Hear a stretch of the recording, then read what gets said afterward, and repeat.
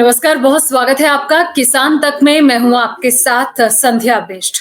Bulletin की शुरुआत करेंगे और आज खबरों में सबसे पहले बात करेंगे राज्यसभा को लेकर, जहां पर आपको बता दें कि जगदीप धनखड़ आज राज्यसभा में खेती किसानी के मुद्दे को लेकर जब सवाल जवाब कर रहे थे, जब ये सिलसिला शुरू हुआ, तो इस बीच उपराष्ट्रपति जगदीप धनखड़ ने भी कृषि मंत्री शिवराज सिंह चौहान को कुछ सुझाव दिए और कृषि मंत्री ने वो सुझाव सुने, चुपचाप बैठ के आपको सुनाते हैं। आगे बढ़ेंगे, अगली खबर का रुख करेंगे, लेकिन उसके बाद आपको एक बार फिर से सुनाएंगे कि आखिर क्या कुछ कहना है जगदीप धनखड़ का।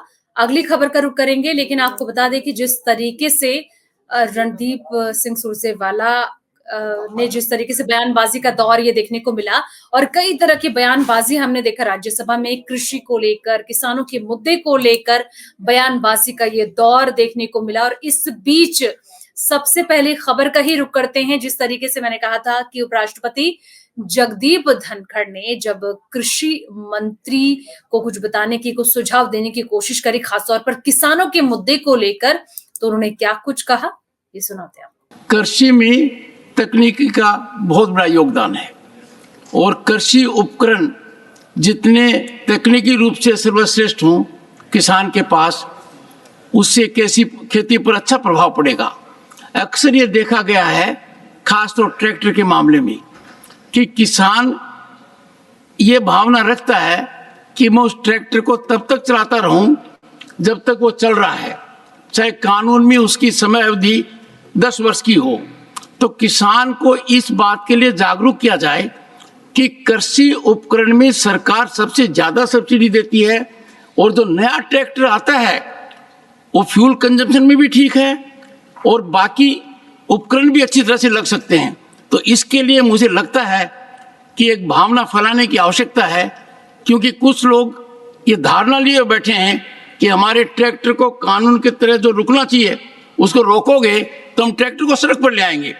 तो बजाय ये मामला गलत दिशा में जाए, उनको सही ज्ञान दीजिए, प्रसारित कीजिए कि आप नया ट्रैक्टर लेते हैं, नया उपकरण लेते हैं तो सब्सिडी का आपको बहुत बड़ा फायदा मिलता है और नई तकनीकी आपके खेत पर आती है।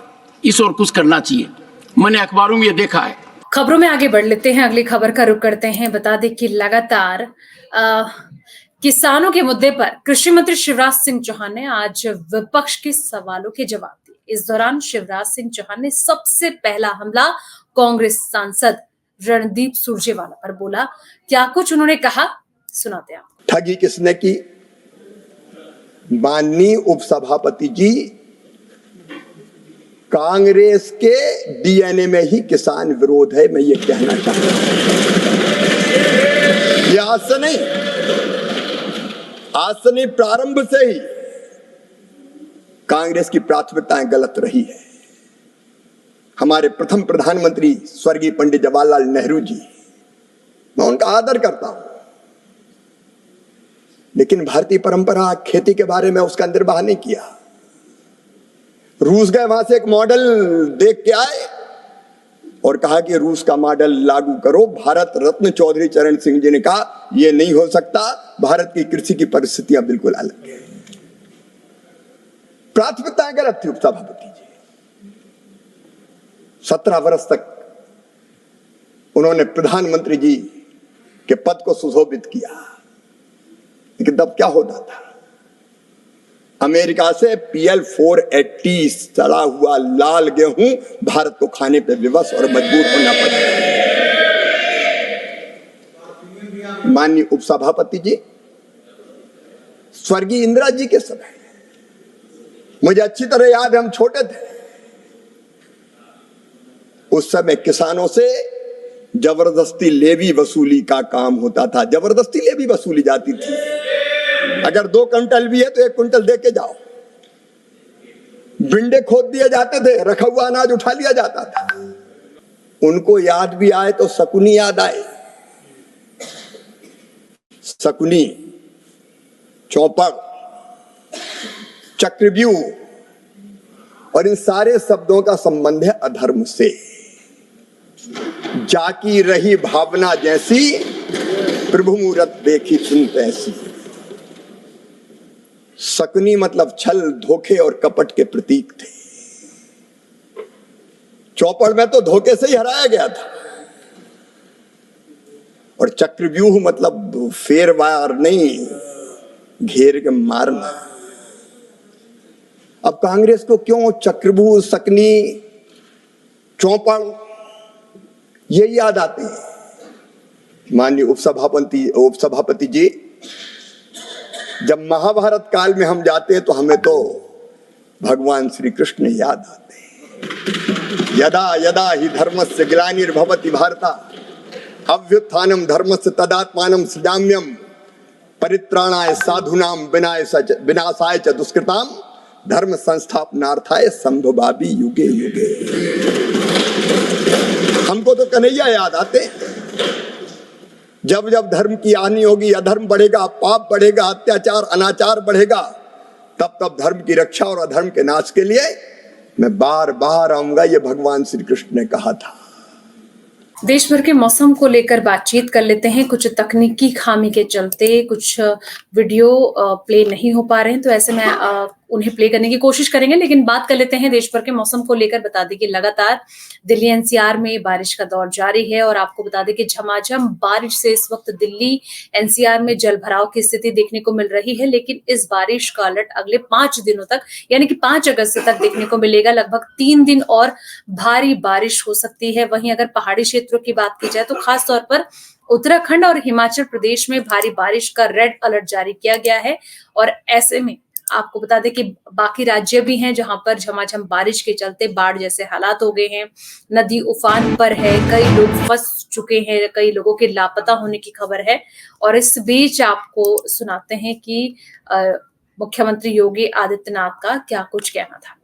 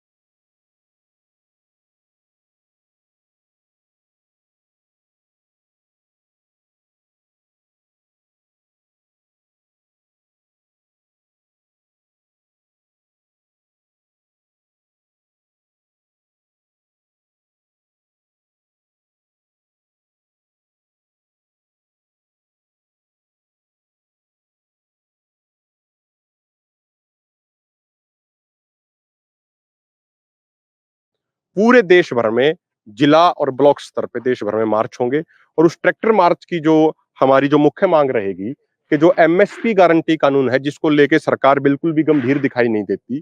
हमारा उसमें कहने का मतलब ये है कि देश को आजादी तो मिल गई 1947 को, लेकिन देश के लिए दिन रात मेहनत करने वाले किसानों को, मजदूरों को उनके हक और अधिकार अभी तक नहीं मिले हैं। चाहे पिछले 77 साल में किसी की भी सरकार रही हो, उन सरकारों ने हमारी मांगों के ऊपर कोई ज्यादा ध्यान नहीं दिया। तो 15 अगस्त को देश भर में जो हमारे ट्रैक्टर मार्च होंगे उसकी आज तैयारी करी है, उसकी रणनीति बनाई है। वो सोनीपत में किस तरीके से निकाला जाएगा, ब्लॉक स्तर पे कैसे उसकी तैयारियां करी जाएंगी, टीमें बनाई गई हैं उसका प्रचार करने के लिए। उसके बाद हमारा 31 अगस्त को जो आंदोलन चल रहा है 13 फरवरी से शुरू हुआ, उसके 200 दिन पूरे हो जाएंगे। तो उसको लेके उस दिन शंभू बॉर्डर पे, खनौरी बॉर्डर पे बड़ी जनसभाएं होंगी। और फिर 15 सितंबर को जींद के उचाना की नई अनाज मंडी में एक राष्ट्रीय स्तर की रैली होगी किसानों की, मजदूरों की, जिसमें पंजाब से, तमिलनाडु से, केरला से, कर्नाटका से, उत्तर प्रदेश से, मध्य प्रदेश से, राजस्थान से, जम्मू कश्मीर से, हरियाणा से लाखों की संख्या में किसान वहां शामिल होंगे। वो हमारा 1 दिन का कार्यक्रम होगा और उस 1 दिन के कार्यक्रम से हम सरकार को ये स्पष्ट संकेत देंगे कि भाई या तो ये सरकार हमारी बात मान ले, और अगर समय रहते ये बात नहीं मानती तो विधानसभा इलेक्शन में बीजेपी को हरियाणा में विदाई दी जाएगी। उसके लिए गांव के लोग, शहर के लोग पक्का अपना मन बना चुके हैं। टाटा बाय बाय कर दिया जाएगा इनको जिस दिन विधानसभा का रिजल्ट आएगा। या तो सरकार बात मान ले या फिर सरकार की विदाई तय है और सरकार की विदाई पे उस दिन मोहर लग जाएगी। कौन सी मांगे हैं जो सरकार से आप मांग रहे हो कि सरकार उन मांगों को मान ले? देखो, जैसे हमारा जो आंदोलन जिन मांगों पे चल रहा है, एमएसपी गारंटी कानून की मांग है, उसके अलावा किसान मजदूरों की कर्ज माफी की बात है, स्वामीनाथन आयोग की रिपोर्ट लागू करने की बात है, और सबसे एक और जो हैरानी की बात है, जो देख के बड़ा दुख भी होता है, बड़ी हैरानी भी होती है।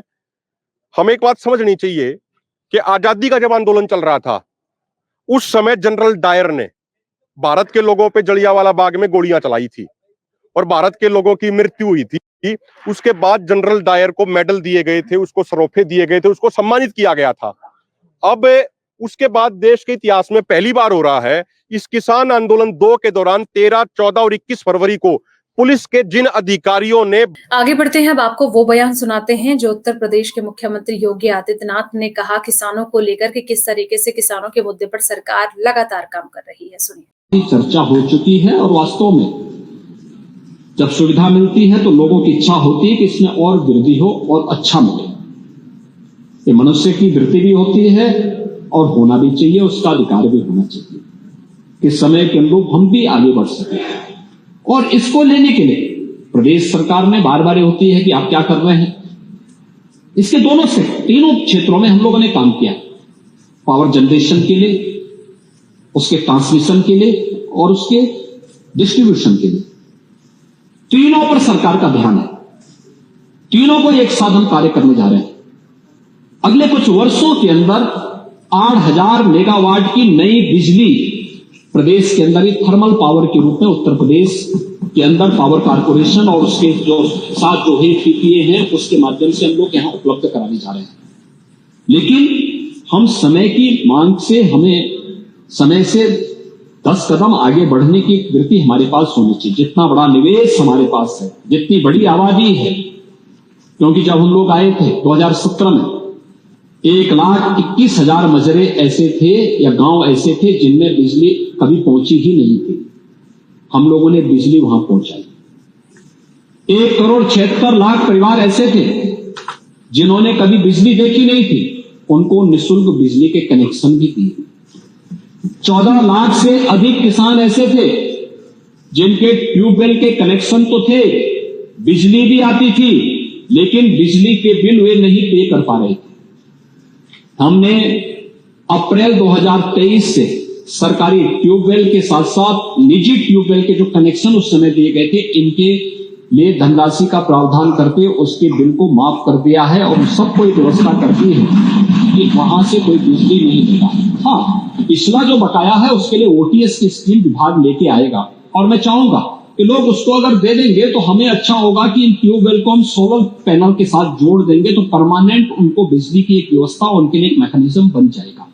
और अगर वहां बन जाएगा तो शेष अन्य जगह ट्यूबवेल के कनेक्शन देने के लिए हम लोग आगे कार्यक्रम बढ़ा पाएंगे।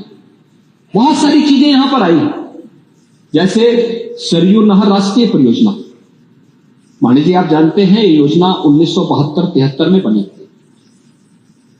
72-73 में बनने के बाद ये योजना कभी पूरी नहीं हो पाई।